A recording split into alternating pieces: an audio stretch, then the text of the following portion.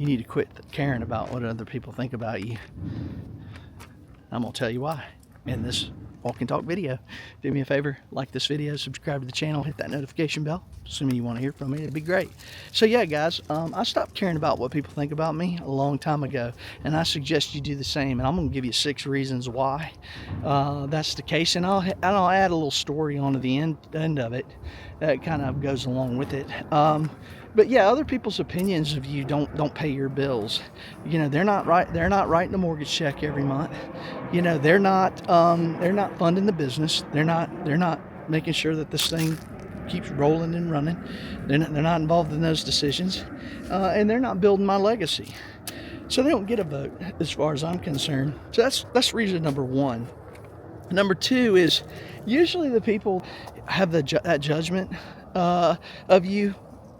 They're most likely doing less than you are. And that is very much the case that I see. You know, there's this type of people out there, and it's rampant. And I've seen it in my whole career. Before I became a heavy entrepreneur, you know, when you've got something, an advantage on somebody, they will do anything in their power to try to pull you down and bring you down, because they don't want to see you successful. They just don't. It's all this little game competition. I don't look at it that way. I just do me, and I just go, and I don't get myself worried up and try to bring other people down for my own personal gain. It's kind of nonsensical if you think about it. So that'd be reason number 2. Number 3 is you really lose time and momentum and energy worrying about what other people think of you. It is draining on your mind, body, and soul if you're constantly worried about you know, what other people think. I mean, it's exhausting. And so a long time ago, I quit worrying about what other people think. Now look, back in the day, I used to care a lot about what people think when I was younger. But it wasn't until I started having to pay tax bills, big ones, and I became an entrepreneur, when I really stopped caring what other people think, because they'll just do whatever they can to drag your ass down. And I'm not going to allow it to happen. I'm going to get it, and I'm leaving them in the dust. And so I don't care. I don't care what they think at all. And that's got me a whole lot further in life than caring about what they think. I can tell you that for sure. Number 4, guys, is you're never going to make everybody happy. You're just not. You can try all you want, but at the end of the day, there's always going to be somebody bitching about something. And so I've just learned that you're not going to make everybody happy, and no matter how much logic, reasoning, fairness you bring, there's going to be some asshole over there, yeah, like me, I guess, that's going to think that you know, they gotta have something to say. So you're just not gonna make everybody happy, and there's always somebody who's gonna disapprove, and that's just that. Confidence comes from, that's just number 5. Confidence comes from action, not approval, and that's very much the case. I mean, I'm a get it done action kind of person. And I know that that drives me and motivates me, solving problems. I'm a problem solver kind of guy. I don't like to create problems. I like to solve problems. I can't stand problems that are created that could have easily been prevented. And it's like the people out there, they're just a perpetual, just one problem after another. They just can't get out of creating problems. They just have no ability to solve them. So, you know, you move, build, create, or execute and gain clarity and confidence. External validation becomes irrelevant. Yeah, I mean, it's my results, it's my portfolio, it's my resume, it's what I've done, and I've got real life things that you can see, touch, feel, that if you ever had any questions of my ability to execute, let me show you some stuff that I've built with my own hands and have burned the candle at both ends for a major chunk of my life to get where I am. So that's another reason I don't give a damn what other people think about me. At the end of the day, this is number 6, my actions are rooted in principle, logic, reasoning, and fairness. Period. When I go to bed at night, I know that I'm going to sleep well because I've done the right thing.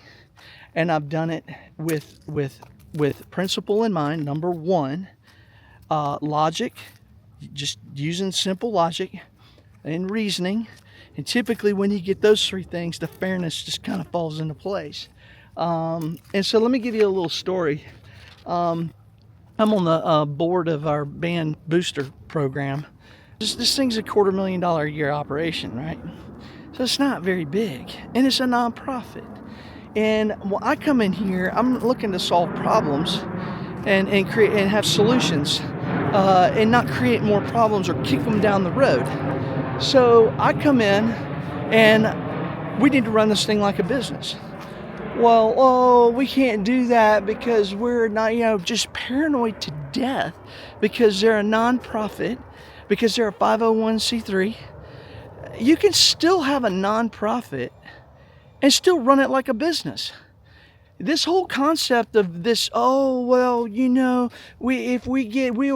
our booster program and then the band doesn't get funded. Are you kidding me? Seriously? Do you think that somebody's going to come and shut down a band booster program that it's all it can do to make ends meet on $250,000 a year in and out? I mean, seriously? You're so paranoid and worried because we can't call things fees, payments, and dues and required. We have to use terms like donations, contributions, pledges, and optional. Stupid. You can create the entity in a way that certain things are required. You won't get a tax deduction, and certain things aren't required, and you do get a tax deduction. It's all in how you structure it. So instead of solving the problem, we're just going to keep kicking the can down the road. And I've come in and I'm basically being raised in hell. This is bullshit, for lack of better words. You're going to keep having the same problem, and it's actually getting worse and worse and worse. And your program's going to go backwards and more backwards until you wake up and figure this out, which is not hard. It's just the willingness to do it. And part of the problem is, too, is all these people are on 1 or 2 year volunteer cycles. Nobody wants to do it, and so the ones that are doing it don't want to be there, and they're just filling a spot because somebody begged them to do it. That's a problem within itself. Nobody wants to be there, nobody wants to do it, so this is what you get. You get just a big mess, and it's constantly kicking the can down the road. Well, not me. If I'm gonna mess with it, I'm going in to make a difference, or else I'm not doing it at all. But that's not the case with most of the other people that are on the board of the program. And then some of them say they have good intentions and say all this little feel-good stuff, but at the end of the day, ain't nothing changing. So I come in there, start kicking stuff around, start getting pissed, rubbing people the wrong way. Making them feel, and excuse after excuse after excuse. I'm not hearing it. I'm not going to deal with that. I'm not doing it. You want to fix the problem? You want this program to grow? You want it to be one of the premier programs in the state or the region or the country? Hang out with me and we'll go places. Otherwise, you're just a disaster going nowhere. So I'll give you an example. This was a few months ago, and our first little run-in here with the board, and I don't care what they think. I'm sure they think this guy's the biggest ass on the planet, and we can't wait for the door to hit him on the way out. Good. I don't care. Matter of fact, the way I see it, I think the world needs more assholes just like me, because then we wouldn't have this kind of crap like this. Get serious about what you're doing here, or don't do it at all. Just go away and just shut it down, because that's basically what's going to end up happening. And so, they're worried about, this isn't a business. Yes, it is a business. It's incorporated as an Inc. It's a business. You run it like a business. You can still be nonprofit and still run it like a business, like it's supposed to be. I'm not, nobody's getting rich doing this stuff. I mean, And they get worried about getting shut down in the terms that they use. Screw that. I mean, really? You think the government's going to come tromping in there? Oh, we're shutting you down. Let me see. You've got $250,000 in income and donations, and you've got $250,000, or actually more expenses. Y'all can't even breathe. You're so strapped to make this thing go from year to year. They don't care about you. They care about the friggin' fraudsters that are like Sam Bankman-Fried, that is taking down $40 billion in his own pocket. That's who they care about. They don't care about, you know, a booster program. I mean, come on. So here's the story. As a few months ago, we got a generator that we use. It's a Honda 3,000 watt generator that we have to use for powering up our audio equipment and all this. And we use it all year round. And it's a Honda, right? So that joker literally will run, thing will run forever without oil in it. I mean, literally 100 years, don't put oil in it, and joker will still run. I've had enough Honda equipment. That stuff's bulletproof. So, yeah, generator's fine. But let me tell you something. That joker is heavy. And I know you guys out there that dealt with generators, you're going, yeah, heavy. You got it. Just even the little one's heavy. So yeah, this thing's heavy. So our cart that we've had for, I don't know, a handful of years, well, there's a lot of weight, top heavy, and it was okay. And that's giving it the benefit of the doubt, but it still was just not the right cart for the job. And so I happened to be at practice one day just checking out, because I'm into this kind of stuff.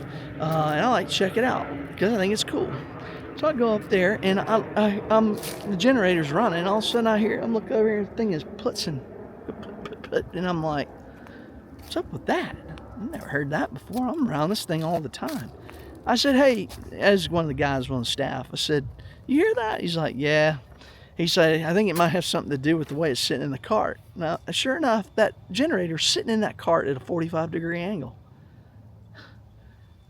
And it's sitting, and it's not sitting in the cart it had broke. The cart that we had for 5 years broke, and they got one of these beach carts that has a cloth surround that you use to carry lawn or beach chairs to the beach. Yeah, I think y'all can picture it. Little 4 wheels, little black 4 wheels, and you got a little pull the little handle. And because the generator wouldn't sit down in there, they had it in there at a 45-degree angle. Well, how good is it for the generator to be sitting literally 45-degree angle? And that's why it was putzing. So it conked out. Well, we pulled it out, put it on the ground flat, cranked it right back up. It ran fine. But I'm sitting here going, the last 2 board meetings we were at, we had been talking about this stupid generator getting a new cart. And nobody did anything. Oh, well, we can get one for 20 cents, and we can get one, it's all this talk about, one for 2 pennies, and, be right back at the same problem the day later. Just cheap. And let's spend $1,000 100 times when we could have spent $500 one time, and we would be Armageddon, and the cart would still be standing. So I go to another staff member who works at a company that supplies this type of stuff for big marching band programs, drum corps, carts, and a generator cart. And so I went on their site and I saw a generator cart is like $950, brand new. I'm talking about this thing is solid. And we had been pulling this generator around with like a strap, and it had these little dinky casters on it like this. And a lot of times when we go places with it, you have to go over rocks, curbs, terrain. Hey, how you doing? All sorts of nonsense. And so you need something that's heavy duty because we use it a lot. Well, I found this one and on his site, and it was $950, and it's built just strictly for a generator cart for this particular application. I said, hey man, you got one of these used or anything? He's like, no, we just have the new ones. We did have some used ones, we just got the new one. I said, $950? He goes, yeah. I said, got any home cooking there? Yeah, to help the band program out? And he was like, yeah, I'll send you, I'll look it up tonight. I'm in charge of that, the pricing of this stuff. I'll look it up and send you a quote. So that evening came around, or no, before that had happened, I put a picture of that in the group chat for the board. I said, hey, we got a problem here. The cart's a disaster. I sent a picture of the current situation that looked like a junkyard. yard sale with what we had with the stupid generator cart. It was in 1,000 pieces laying there. And I said, here's one that we can get for cost. And I said, I'm getting a quote from the guy on our staff, and he'll be sending them to me that later. You would have thought, oh, that's no problem, right? No big deal. Yeah, it's easy. We need this thing now. I've gone ahead and done the research, looked it up, and done what I need to do. Oh no, we can't do that. We can't. That has to go through the board. We need to put that up for a vote. Our next board meeting is 750,000 years from now, and we need to sit down and we need to talk about it. And we need to make sure, because we do run on a budget here, and this is we can only handle so many capital expenses and all this. And I'm thinking to myself, did I say 50 grand or did I say $500? I'm sitting here thinking, we got a $250,000 a year budget in this program, and I'm thinking, it's just $500 here, and it's like a need, like right now. And we had been talking about this at the last 2 or 3 board meetings of how we needed to get a new cart, that the one we had is dying. So I said, number one, are you kidding me? I can't believe this is even a discussion right now. Number two, we need this cart like yesterday. Number two is we've been talking about this for the last 2 or 3 meetings and nothing has been done. And number three, the cost of this thing's like 900 and something bucks. And I had just gotten a quote that was 500. So we're getting it at half off at cost for the van program. And one expense that thing lasts forever. Never have to worry about it again. Never again. I'll be dead before all of us will be, before you ever have to worry about this cart and having to buy 10 of them in the next year because you go so cheap on stuff. Well, oh no, we can't do that. I mean, and I'm sitting here and I said, here's another thing. Why can't we just vote on it right here? Everybody on the board, all the voting members are right here. They're right here in the chat. Let's vote on it right now. Oh, well, we can't do that. It's just constant no. Constant, you can't do that. No, you can't do that. No, you can't. Now, how do you think that goes over for an entrepreneur? That's like, get it done, right? How do you think that goes over? Not well. And I was like, this is bullshit. Straight up bullshit. So here comes asshole. I said, ain't happening. I said, we're going to do this right now, today. I'm sick of hearing about it. It's an immediate problem right now. We have a need right now. It's $500, not $500,000. That would be a different story. Let's go. Let's move. I've already spent $1,000 of my damn time talking and dealing with this crap. And I've had enough. I've had enough of it. Let's go. Let's get done and move on. Oh, no, you can't do that. I said, bullshit. I said, here you go. I said, I'm going to make this real easy for everyone. I said, I'm going to buy it myself and I'm going to give it to the program. How you like that? And I'm going to do that because I've already spent more money than it cost me just to buy it and give it to the program. Sitting here arguing with you dummies about why just get it and let's get on with it.